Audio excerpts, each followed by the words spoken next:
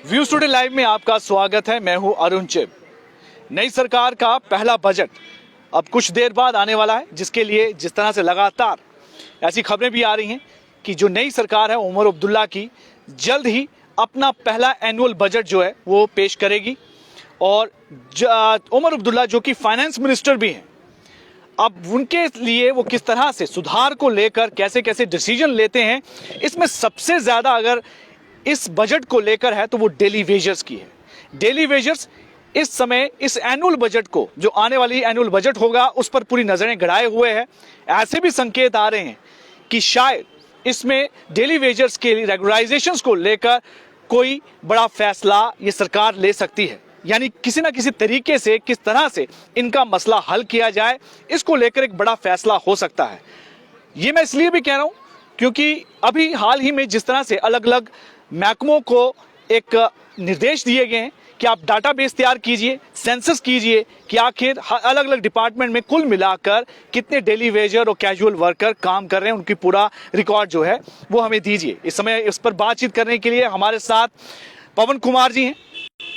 ये daily Vaser leader हैं PHE के, और काफ़ी ज़्यादा इन्होंने कई एजिटेशंस को लीड किया है और डेली वेजर्स की रेगुलराइजेशन के मामले को काफ़ी आगे भी इन्होंने रखा है। सरकार का पहला बजट अब काफ़ी चर्चा चल रही है कि जल्द ही पेश किया जाएगा। उमर अब्दुल्ला फाइनेंस मिनिस्टर हैं, ऐसी उम्मीद है कि शायद डेली वेजर्स की रेगुलराइजेशन जो कि प्रॉमिस भी किया था उस पर कोई फैसला हो सकता है। कितनी उम्मीद रखते हैं? देखिए, सबसे पहले तो व्यूज़ टुडे की पूरी टीम और अरुण जी खासतौर पर आपका और आपके माध्यम से ही मीडिया का शुक्रगुजार हूँ। जो आपने कहा कि बजट के ऊपर, तो बजट के ऊपर डेली वेजर की बहुत निगाह जो है वो टिकी हुई है कि बजट में कुछ ना कुछ डेली वेजर्स को जो है बेनिफिट्स के लिए कुछ कदम उठाए जाएंगे। लेकिन ये जो एक निजी टीवी चैनल पे सीएम साहब ने जो बयान दिया है कि डेली वेजर को फिर से जो है इसका लिस्टें देखी जाएंगी, कहाँ डेली वेजर ड्यूटी करता है या कितने समय से करता है, उस बयान से जो था डेली वेजर को कहीं ना कहीं जो है सदमा लगा है। उस सदमे में ही हमने जो आनन फानन में मैंने जो जम्मू कश्मीर का सबसे बड़ा महकमा पीएचई जल शक्ति है, उसके जो पीएचई के हमारे अलग अलग जितनी भी एसोसिएशंस के रिप्रेजेंटेटिव हैं, चाहे पीएचई यूनाइटेड फ्रंट के हों, ITI trend CP worker land owner association के हो, पीएचई वर्कर्स वेलफेयर एसोसिएशन हो, तीनों चारों एसोसिएशन के अलग अलग जो रिप्रेजेंटेटिव थे, उन सबको मैंने आज जम्मू जो हरि सिंह पार्क है यहाँ पर निमंत्रण दिया था। और तकरीबन जहाँ पर जो 60% के करीब जो रिप्रेजेंटेटिव है अलग अलग एसोसिएशंस के अलग अलग एरिया से, वो जहां पर पहुंचे थे और सभी ने पूर्णता से समर्थन दिया है कि पवन जी आप जो भी कॉल देंगे आने वाले समय में, अगर पीएचई का daily Vaser tool don't strike की कॉल करता है तो तब भी ये एसोसिएशन के जो साथी हैं वो समर्थन में है, या फिर हम जो है पानी बंद की भी कॉल दे सकते हैं। तो ये कंडेम्ड करता हूं मैं जो सीएम साहब ने ये बयान दिया है। वो अपना मैनिफेस्टो देखें कि मैनिफेस्टो में उन्होंने कहा है कि डेली वेजर को रेगुलेशन के दायरे में लाया जाएगा प्राथमिकता में।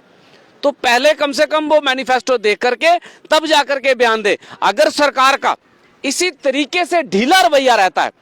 तो ये स्पष्टीकरण मैसेज है कि आज पीएचई महकमा जल शक्ति के 60% के जो रिप्रेजेंटेटिव लोग हैं, कोई 100 को रिप्रेजेंट करता है, कोई 1000 को रिप्रेजेंट करता है, कोई 50-500 को रिप्रेजेंट करता है। अलग अलग एरिया से मेरे सारे साथी यहाँ पर पहुंचे थे और सबके साथ डिस्कशन हुआ है। कुछ एक दो साथी जो नहीं पहुंच पाए हैं, कई निजी कारण से भी नहीं पहुंच पाए होंगे, तो उनके साथ फोनिकली कन्वर्सेशन है या फिर मुलाकात का सिलसिला रखा जाएगा। तो सबको एक प्लेटफार्म पे ला करके बहुत जल्द मैं कहता हूं कि अगर सरकार ने कोई इस बजट में बड़ा फैसला नहीं लिया या फिर रेगुलेशन का प्रावधान जो है वो स्टार्ट नहीं किया, तो विद इन डेज एक जम्मू प्रोविंस का जिक्र करूं तो पूर्णता से डेली वेजर जो है वो टूल डोंट स्ट्राइक की ओर अग्रसर होगा। उससे अगर वाटर सप्लाई क्राइसिस होता है या कोई और ऐसी परिस्थिति बनती है, लॉ एंड ऑर्डर खराब होता है, तो रिस्पॉन्सिबिलिटी सरकार की रहेगी। बिल्कुल सही, लेकिन इसमें दिक्कत किस बात की है? अगर वो कह रहे हैं कि डाटाबेस दोबारा से एक बार देख लेते हैं कि आखिर कितने कुल मिलाकर ये पीएचई डेली वेजर्स, पीएचई मतलब डेली वेजर्स कितने अलग अलग महकमों में जो काम कर रहे हैं, कैजुअल वर्कर जो काम कर रहे हैं, इसमें किस तरह की दिक्कत आपको लग रही है? तो कि एक बार दोबारा से डाटाबेस हो जाएगा तो उनके लिए आसानी हो सकती है। बिल्कुल, लेकिन डाटाबेस डिपार्टमेंट के पास, हर एक डिपार्टमेंट के पास सीडीएफ बनी हुई है, सीडी बनी हुई है, पूरा डाटा है। अगर बेजिस मंथली ले रहे हैं, मतलब डाटे के हिसाब से ही ले रहे हैं, बेजिस मिल रही है, सारा अटेंडेंस जो है बायोमेट्रिक हुआ है, अंगूठा लगा करके अटेंडेंस होती है, फेस मैनर्स के माध्यम से अटेंडेंस, सारा सिलसिला है। क्या आपका क्या कहना है कि कहीं ना कहीं सरकार या तो एक ऐसे ही इस प्रोसेस में उलझाकर इस मामले को एक साइडलाइन करने की कहीं कोशिश है कि सिर्फ हम कुछ कर रहे हैं लेकिन इस मामले में कहेंगे कि बाद में चाहे कुछ ना निकले? हाँ, ये स्पष्ट लग रहा है हमें, ऐसे संकेत लग रहा है कि ये घुमाने की जो है रणनीति है कि अब अगर फिर से अब डाटा मांगा जाएगा, मतलब कई साथी डेथ हो गई है, सारा डिटेल बना हुआ है, डिपार्टमेंट के पास पूरा डाटा है। डाटे के लिए मैं दावे से कहता हूं कि अगर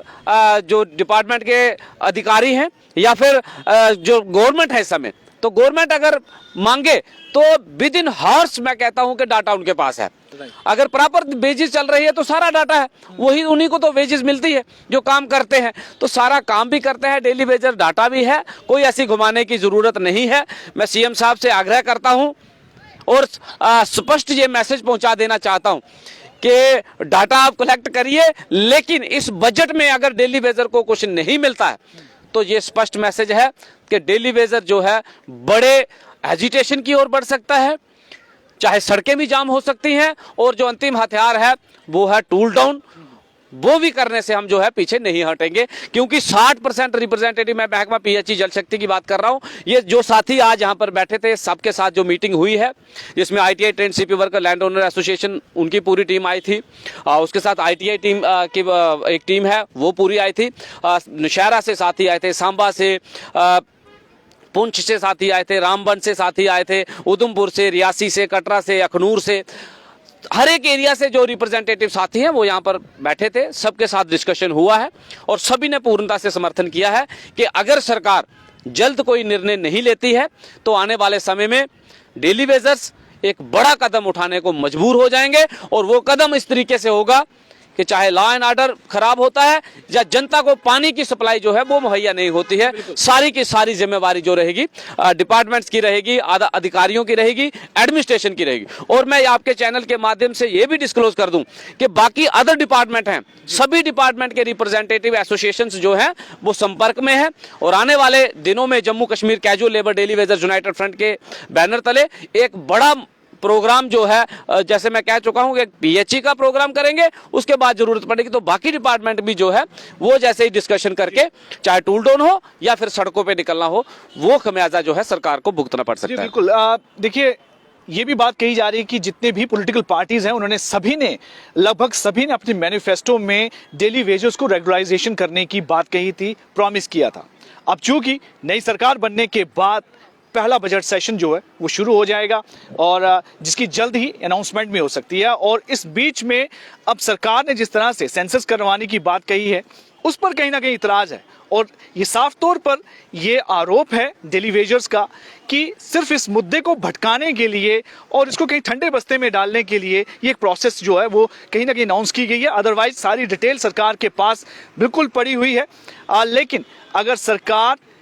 इस मौजूदा सरकार ने कोई फैसला इनके हक में नहीं लिया तो इन्होंने साफ कर दिया है कि आने वाले समय में एक बड़ी एजिटेशन यहां पे शुरू हो सकती है।